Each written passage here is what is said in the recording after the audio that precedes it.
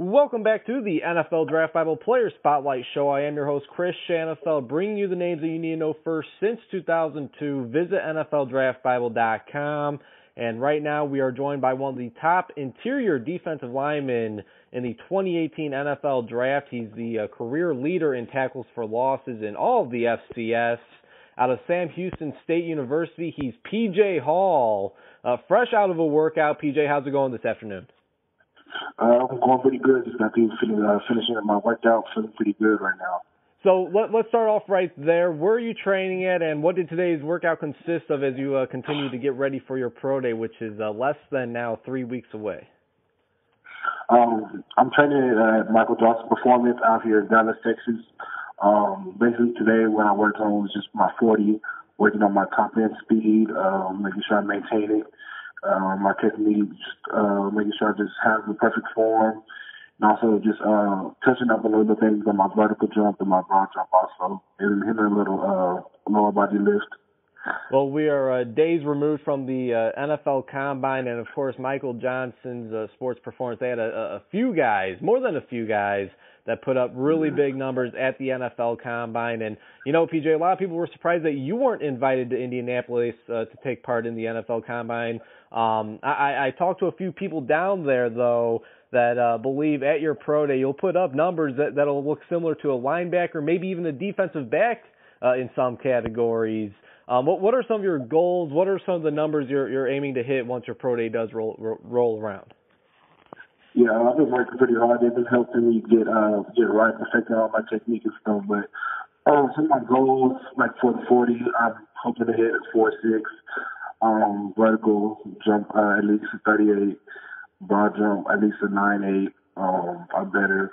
I'm going to hit at 30 plus reps on the bench. Those are just some of the few things, just a couple of my goals that I have for pro day.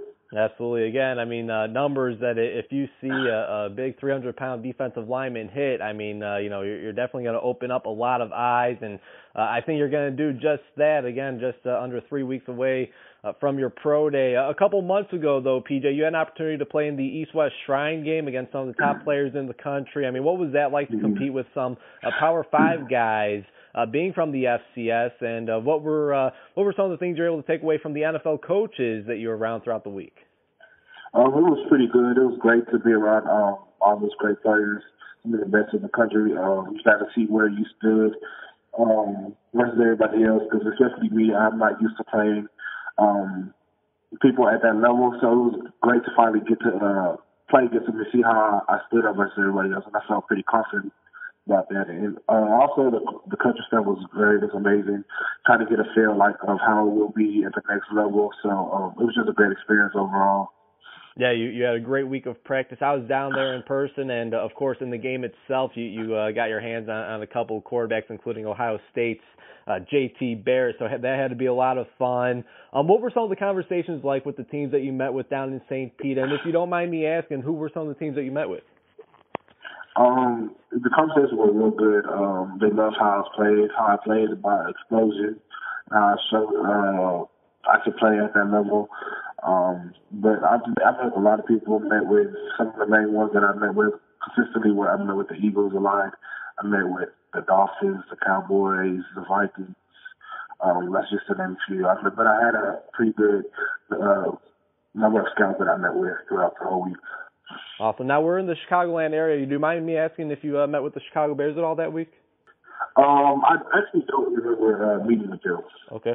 All right. Sounds good. Well, hey, to say you had a positive impact on the Sam Houston State football team, PJ, we're going to kind of transition to your collegiate career and what you were able to do at Sam Houston. I mean, to say you had a positive impact on that team, on that defense, it would be a true understatement. I mean, I know stats aren't everything, but I do have to ramble these off. I mean, throughout your 4 years as a Bearcat, you were able to reel in 284 tackles, 86.5 tackles for loss. Again, the all-time leader in tackles for loss in FCS history.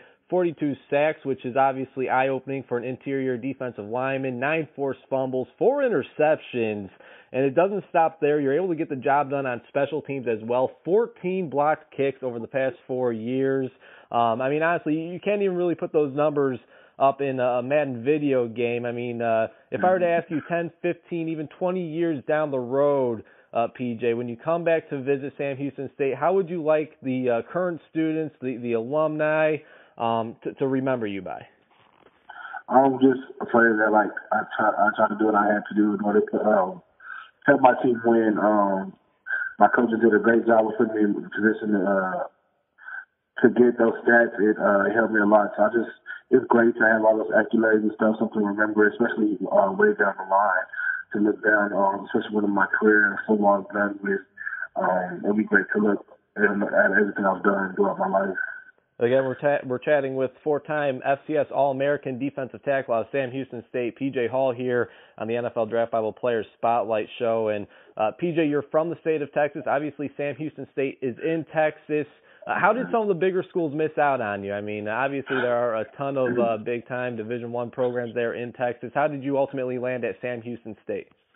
I came from school. We weren't, my high school, we weren't that good. Not too many of us played college football. I even got the opportunity to, so I've been one of the only ones that's gotten the chance. So St. Houston was one of the only schools that came and looked at me and they offered this, and I felt like that was one of the best decisions for me. I took it and ran with it. And it turned out to be one of the best decisions I made in my life.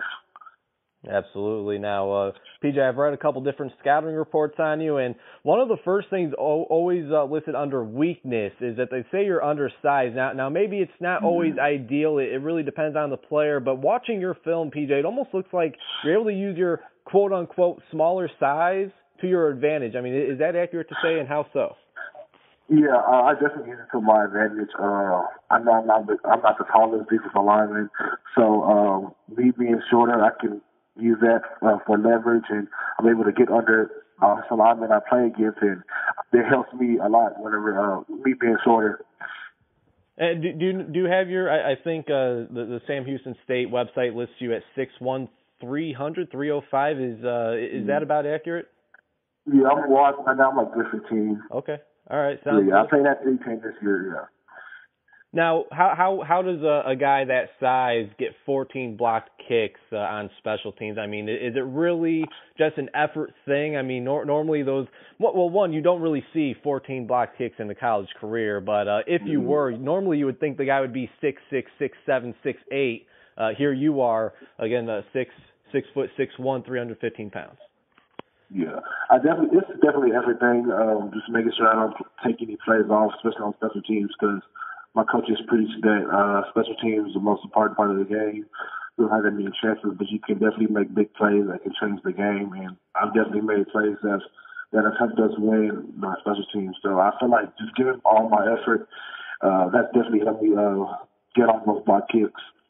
No doubt about it. Hey, you've been the face of that Sam Houston State defense for the past 4 years, PJ, and of course the face of the offense has been Jeremiah Briscoe, who was also down in St. Pete with you at the East-West Shrine game. He's going through this draft process as well. What's it been like teaming up with him over the past 4 years? Again, him being kind of the face of the offense, you being the face of the defense. It's definitely been pretty good. We're able to help each other get better. I help the offense get better. He helps our defense get better. So having two of the best offensive and defensive players in the country on one team, it helped us tremendously. And, of course, he's won the FCS Player of the Year award back-to-back years, the Walter Payton Award. A couple more questions for you, PJ, then we'll let you go. Really appreciate your time. If you were to recommend just one game throughout your 4 years at Sam Houston State to an NFL scout to go back and look over, which game would that be? I'll probably say the 2016 McNeese game, because he had a great game. That game had 4 sacks. Couple strip sacks, and I definitely just played real hard that game. Absolutely, and I'm sure you have 3, 4, 5, 6 other games that you could ramble off, but McNeese State, all right, sounds good. Definitely gonna have to check that one back out. You've obviously played against some great talent over the years, PJ. I mean, there's been a lot of talent to come out of the FCS. If you had to list just one player, though, who would you say is the best player you've lined up against, whether it's an offensive lineman, a quarterback, running back, whatever? I'll say my freshman year, Leonard Fournette. He was something special. He was an animal. So that would probably be the best person I ever lined up against. Hey, and obviously he's getting the job done in the NFL. Who now? Again, you're obviously a fantastic, stunning FCS career to say the least. Your Twitter handle, PJ, is at PJ Watt. So I'm sure JJ Watt's going to be a guy to come up in this next answer that or this next question I'm about to ask you. But who are some guys that you like to watch, take bits and pieces of their game and add it onto your own? Not to say you're comparing yourself to this guy, but who would you say resembles your game the most? I would say probably Eric Donald. He's not the biggest. He's very quick, explosive. He can play anywhere on the D line, and that's kind of what I try to resemble my play as. So I feel like that's who I kind of watch the most and who I try to model my game after.